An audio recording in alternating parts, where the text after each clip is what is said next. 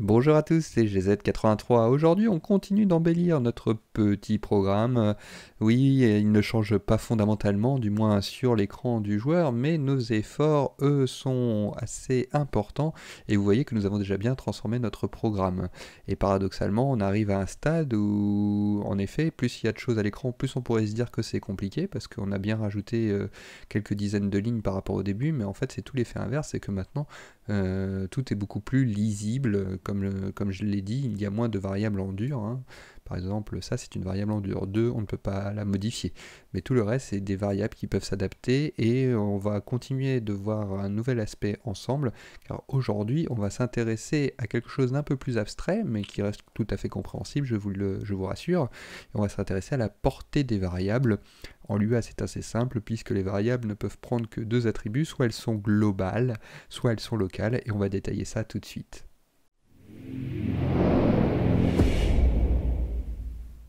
Alors, qu'est-ce que c'est que cette histoire de portée des variables, de variables que nous allons pouvoir qualifier de globales ou de locales? Avant de rentrer plus en détail, revoyons plus précisément ce qu'est une variable. Une variable, je vous le rappelle, c'est une entité à laquelle nous allons pouvoir lui attribuer une valeur, et en Lua c'est assez simple puisqu'il n'y a que trois types de variables différentes. Vous avez les variables booléennes qui ne peuvent prendre que deux valeurs, soit elles sont vraies, soit elles sont fausses. Nous avons les variables numériques, 1, 2, 3, 4, 5, 6, etc., etc. Et nous avons les variables à type de caractères, ce que nous appelons, enfin les chaînes de caractères, ce que nous appelons les strings. Et on l'a vu, hein, si la variable n'est pas caractérisée par l'un de ces trois types, elle prend une valeur nulle, nil en anglais. En Lua, c'est relativement simple puisque les variables, on n'est pas obligé de les déclarer. C'est-à-dire que par exemple, je peux mettre directement que mon chiffre est égal 2. Sous-entendu, mon chiffre est une valeur numérique. Je peux dire que mon pseudonyme, GZ83, rentre dans une variable pseudo. Pseudo égale GZ83, c'est une variable à type de chaîne de caractères. Je n'ai pas besoin de mentionner que c'est une variable string. C'est relativement sympathique de la part de Lua parce que si on fait un comparatif avec le C#, et là ce ne sont que les valeurs numériques, et ben il faut déclarer les variables et on ne les déclare pas n'importe comment. Par exemple, si vous voulez dire que mon chiffre est un nombre entier, il faut renseigner int comme integer, et vous voyez que votre chiffre ne peut aller que de cette valeur-là à cette valeur-là. Alors c'est relativement conséquent, mais si vous voulez des chiffres encore plus grands, il faut renseigner que votre variable n'est plus un entier integer, mais un double. Double pourquoi? Parce qu'on double la mémoire. Vous voyez que pour l'entier, c'était 4 bits, la mémoire du chiffre, et une fois qu'on a dépassé cette mémoire-là, eh ben, on double l'espace de mémoire, donc 8 bits, et c'est pour ça qu'on peut renseigner des nombres encore plus grands, et si vous voulez aller encore plus loin, toujours plus loin, vous avez lang, voilà, où on peut renseigner encore des chiffres beaucoup plus conséquents. Si vous voulez un nombre à virgule, ce qu'on appelle un flottant, float, vous voyez, il faut le renseigner, il faudra dire que vous voulez un nombre flottant. Si vous voulez renseigner un caractère unique et non une chaîne de caractères, bah c'est pareil, ça se code en numérique, de moins 128 à 127. Il faudra renseigner le mot-clé char. Donc voilà, le Lua, encore une fois, pour ça, c'est relativement sympathique. On n'a pas besoin de s'embêter avec tout ça. Par contre, dans tous les langages de programmation, c'est un peu pareil, il va falloir renseigner la portée des variables. En Lua, c'est simple, que deux possibilités, soit la variable est locale, soit la variable est globale. Et donc maintenant, pour chacune de mes variables, eh ben, je vais dire que, par exemple que mon chiffre est égal à 2, et je vais dire si c'est une variable locale ou si c'est une variable globale. Et lorsque nous reprenons notre programme, en fait, on n'a pas marqué, mais quand on ne précise pas, vous voyez, tout est souligné là, texte, il l'a souligné, et ben c'est sous-entendu que texte est une variable globale. Si je voulais que texte soit une variable locale, je rajouterais le mot-clé local devant, et vous voyez que la typologie change un petit peu. Maintenant, texte n'est plus souligné, et toutes les valeurs qui lui sont indexées, elles sont soulignées mais en pointillé. Donc ça, j'ai bien transformé texte en variable locale. Et évidemment, si vous vous trompez et que vous mettez que, par exemple, texte.x, vous voulez que ça soit une variable locale, et ben ça fout la merde, vous voyez, il le souligne différemment et il vous barre texte, parce qu'encore une fois, les valeurs, elles sont indexées à votre variable principale, à texte. Donc vous ne recréez pas une nouvelle variable, vous la complexifiez. On l'avait vu à la vidéo précédente. Donc là, si vous avez le malheur de mettre local texte.x, bah vous voyez, texte n'existe plus, et donc texte.script, texte.oui, c'est pareil, ça va disparaître, ça ne va pas bien marcher. Donc encore une fois, si je mets local text, c'est vraiment ma variable texte qui va être locale au programme, et je pourrais faire avec Mario, vous voyez, si je mets local Mario, hop, tout est maintenant souligné en discontinu, et je pourrais faire pareil avec image, local image, hop, tout est souligné en discontinu, et donc maintenant j'ai bien créé 3 variables locales. Et ce qui est bizarre, vous allez me dire, c'est que là, texte, alors que j'avais dit que c'était une variable locale, vous voyez, là il m'a mis que texte était maintenant une variable globale. C'est un petit peu bizarre. Mais on va y revenir. D'abord, revenons sur à quoi ça sert que les variables soient locales ou pas. Parce que c'est bien beau de le faire, mais si on ne sait pas à quoi ça sert, ça ne sert pas à grand chose. Bah, les variables globales, c'est assez simple. Une variable globale, elle va pouvoir être appelée partout dans votre programme. Notre programme pour l'instant est assez simple, vous voyez, on a fait un programme main.lua, mais plus tard je pourrais très bien créer un nouveau sous-programme, ce qu'on appelle un module en Lua, vous voyez ici, et je pourrais très bien aller chercher la variable que j'ai créée, Mario. Je vais la remettre globale, donc voilà, et là je pourrais très bien dire imprime-moi quoi? Imprime-moi mario.img. Et il pourrait le faire. Il pourrait le faire parce que la variable est globale. Là, je ne peux pas le faire parce qu'il y a une petite manipulation pour appeler le module. Vous pouvez me voir sur parole. Si ça vous intéresse, je vous mets le lien en haut à droite parce que j'avais fait une vidéo là-dessus sur les modules et la portée des variables. Vous pouvez voir, c'est assez simple. Si vous voulez creuser un peu plus, vous pouvez aller voir à la fin de cette vidéo. Donc ça, je pourrais le faire parce que la variable est globale. Mais maintenant, si je lui dis d'imprimer ma variable locale image, print, par exemple, image.x, ça, il ne pourrait pas le faire. Il ne pourrait pas le faire parce que image est une variable locale à ce sous-programme, main, et donc un autre sous-programme ne pourrait pas avoir accès à cette information-là.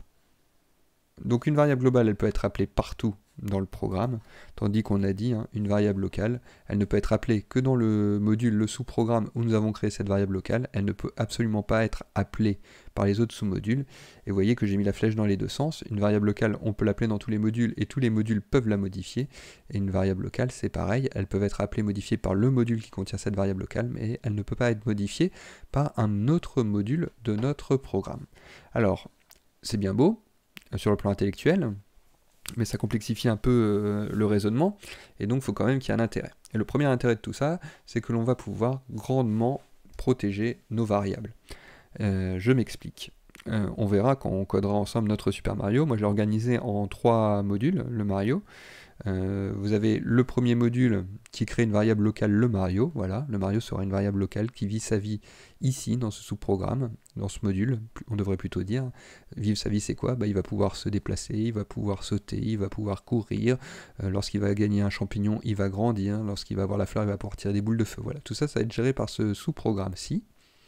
Et cette variable locale, on va pouvoir l'injecter dans le programme principal, le main.lua. Et donc le Mario va pouvoir réapparaître ici.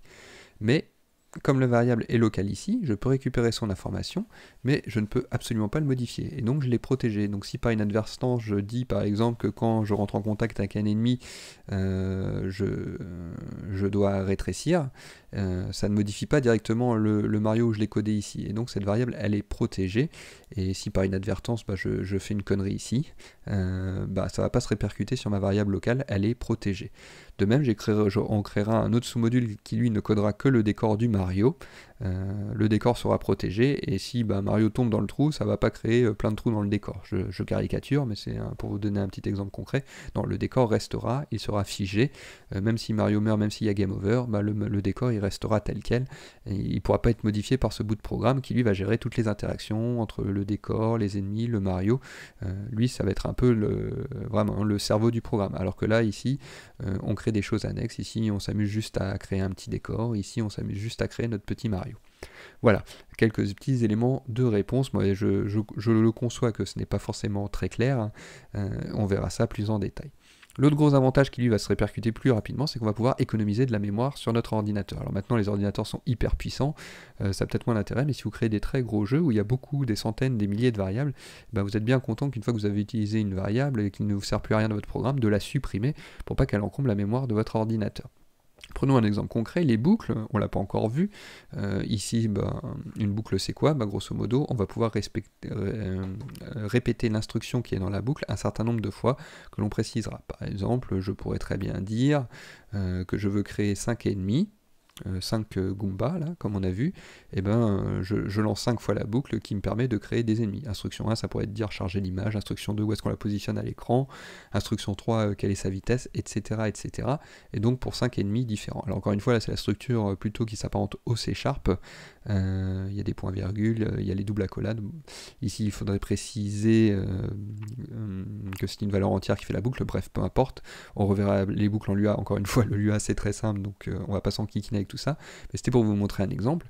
Et donc concrètement, je pourrais très bien dire, parce que la boucle il faut renseigner, si je veux créer 5 ennemis, il faut que je dise pour l'ennemi du numéro 1 au numéro 5, donc après il va y avoir un compteur, ennemi numéro 1, d'accord, j'ai fait la boucle une fois, ennemi numéro 2, tiens j'ai fait la boucle 2 fois, ennemi numéro 3, j'ai fait la boucle 3 fois, ce qu'on appelle incrémenter, donc on va avoir un compteur ici, et cette variable qui nous sert à incrémenter le compteur, qui donc ne sert que pour la boucle, et ben on pourrait très bien dire que c'est une variable locale, et une fois que la boucle est terminée, on la supprime et on n'en parle plus.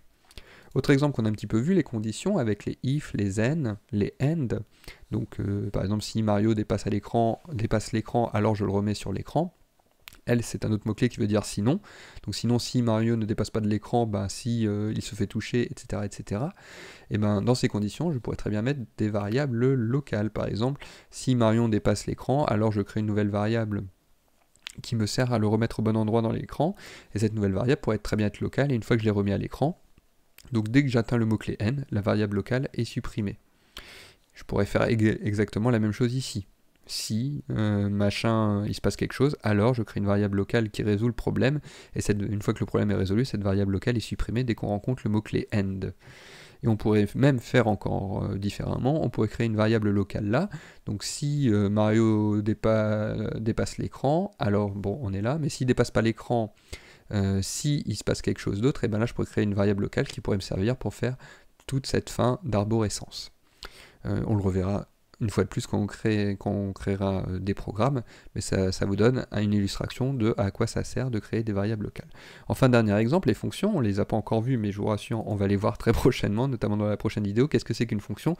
Une fonction, c'est grosso modo une machine, et on va pouvoir la nourrir, cette machine, en lui donnant des informations à l'entrée, et lui et elle va faire son job, hein. On va créer un bout de code ici qui va lui dire fais ci, fais ça, et elle va nous donner une réponse. Par exemple, on pourrait lui dire de faire une addition. Donc ici, je lui donne le chiffre 2, le chiffre 3, elle, sa mission, c'est de faire 2 plus 3, et elle nous donne le résultat 5.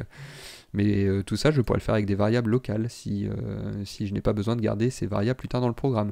Notamment, de faire une addition, je pourrais le faire sous forme de variables locales. Le 2 et le 3 que je renseigne pour faire mon addition, ça pourrait être des variables locales, surtout si je n'en ai plus besoin après et que c'est que le résultat qui m'intéresse. Et le résultat qui sort de la fonction, c'est pareil, ça pourrait être une variable locale. Voilà ce qu'on pouvait dire. Donc, essayons d'illustrer un petit peu ça. Donc, par exemple, ici, nous avons créé une variable locale texte. Donc, on pourrait très bien créer une variable locale Mario. Et enfin, une variable locale image. Donc là, si je lance le programme, c'est bien beau, mais il ne se passe plus rien et le programme crash. Il me dit, texte est devenu une valeur nulle à la ligne 43. Bizarre. Alors la fonction update crash, quand une fonction crash comme ça, on peut très bien sélectionner la fonction, CTRL U pour tout mettre en commentaire, et comme ça la fonction est ignorée, on pourra retravailler dessus après.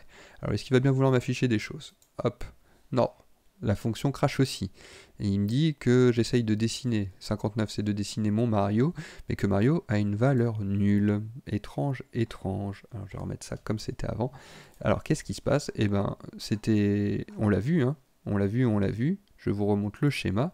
Quand on met une variable locale dans la fonction, elle est locale à la fonction. Donc dès que la fonction est terminée, la variable locale est effacée. Alors regardons ce que j'ai fait ici dans mon code. Je suis dans une fonction love.load, donc qui charge mon état de base du jeu. Et vous voyez que dans ma fonction, j'ai créé 3 variables locales, texte, Mario et image. Et dès que la fonction va être terminée, donc dès qu'elle va rencontrer le mot-clé end, ces 3 variables locales sont effacées. Donc forcément dans l'update, quand un texte doit faire une opération dessus, la variable étant effacée, elle n'existe pas, il me dit que je ne peux pas faire d'opération dessus. Et pareil pour le dessin, Mario, c'était une variable locale ici, et quand je lui demande de la dessiner, vu qu'elle est effacée à la fin de cette fonction, ça ne marche plus. Et d'ailleurs, c'est pour ça qu'ici, vous voyez que la variable locale, il l'a bien souligné en discontinu, mais là, dans la fonction, Mario, il me le ressouligne en entier. Il m'a créé une nouvelle variable globale, pareil pour le draw, parce qu'encore une fois, la variable locale est effacée à la fin de la fonction, comme elle serait effacée à la fin d'une boucle, comme si là, je crée une variable locale, par exemple, je pourrais mettre variable locale test égale test, voilà, une chaîne de caractères. Si là je lui demande d'imprimer texte, d'imprimer test, il va m'imprimer le mot test dans ma console. Il faut juste que je mette ça en commentaire, sinon ça va encore cracher. Voilà. Alors est-ce qu'il me l'a imprimé? Est-ce qu'il a bien voulu me l'imprimer? Non, ça crache trop précocement. C'est pas grave, on va mettre tout ça en commentaire. Boum. Love.draw, on va le mettre en commentaire pour l'instant. Voilà. Donc maintenant je lance. Ah, qu'est-ce qu'il ne plaît pas? Menu à 43. Oui. Toc. Toc. Voilà.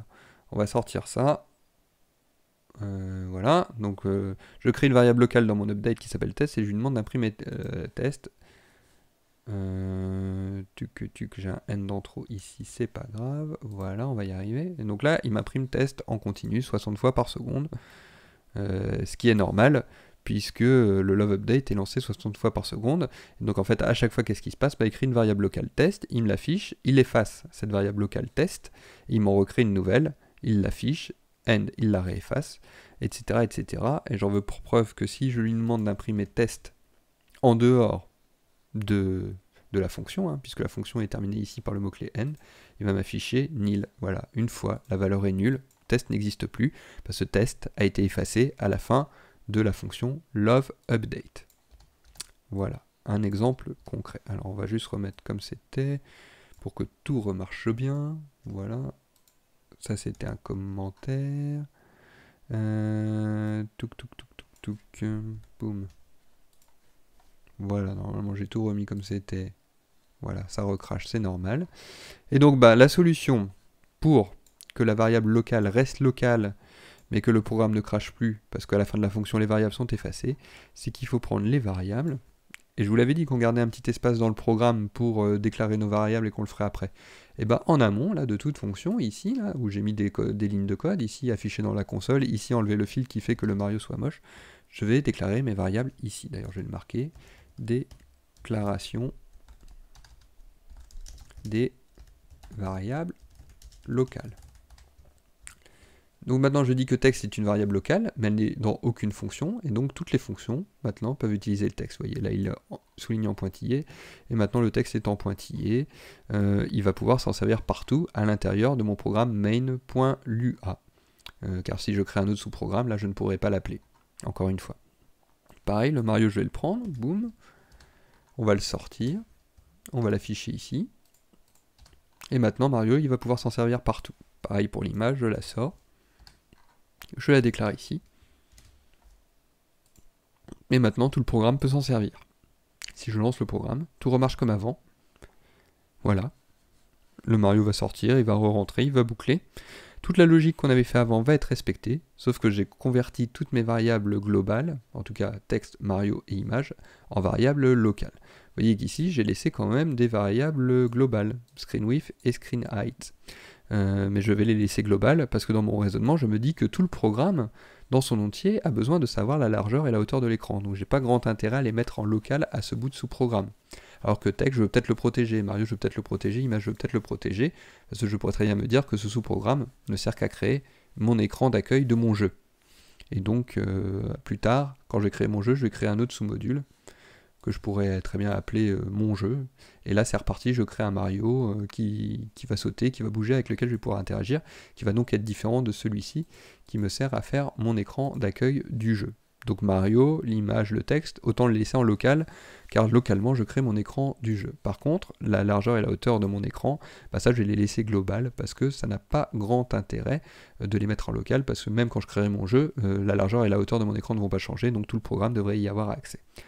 Voilà ce qu'on pouvait dire sur les variables globales et locales. Voilà, j'espère que c'était à peu près clair. J'ai essayé d'être le plus simple possible, mais c'est important. En Lua, ça l'est peut-être moins, donc si au début vous voulez pas vous prendre la tête, vous prenez pas la tête, vous mettez tout en global, il n'y a pas de souci. Mais si vous vous intéressez à d'autres langages, hein, la plupart demandent de renseigner si vos variables sont globales, locales, et même ça peut être encore plus compliqué que ça, il peut y avoir d'autres possibilités. Mais en Lua, encore une fois, c'est simple. Mais si vous prenez l'habitude dès le début de mettre en local ce qui devrait être en local, ce qui va vous servir localement, notamment pour faire vos boucles, pour faire vos conditions, vous allez économiser de la mémoire dans l'ordinateur, votre jeu va moins ramer, et si jamais vous changez de langage un jour, bah, ça se fera plus en douceur. Voilà ce qu'on pouvait dire sur cette portée des variables. Encore une fois, il y avait une vidéo, un module portée des variables si ça vous intéresse, hein, le lien est à droite de l'écran, pas de souci, vous cliquez dessus. J'ai essayé d'être relativement simple également, même si la vidéo date un petit peu, elle est toujours d'actualité. Il ne nous reste plus que quelque chose à voir et non des moindres, puisque dans la vidéo d'après, nous allons voir comment nous allons pouvoir optimiser tout ce qui est redondance dans notre programme. Sous-entendu, nous allons parler des fonctions. Et oui, les fonctions, on va pas y couper, on va en parler, mais ça va être très simple et ça va surtout être super pratique. Voilà, c'était GZ83, on se retrouve très vite pour une nouvelle vidéo sur la chaîne. Passez une bonne semaine, passez une bonne journée, passez une bonne soirée et à très vite. Ciao, bye bye.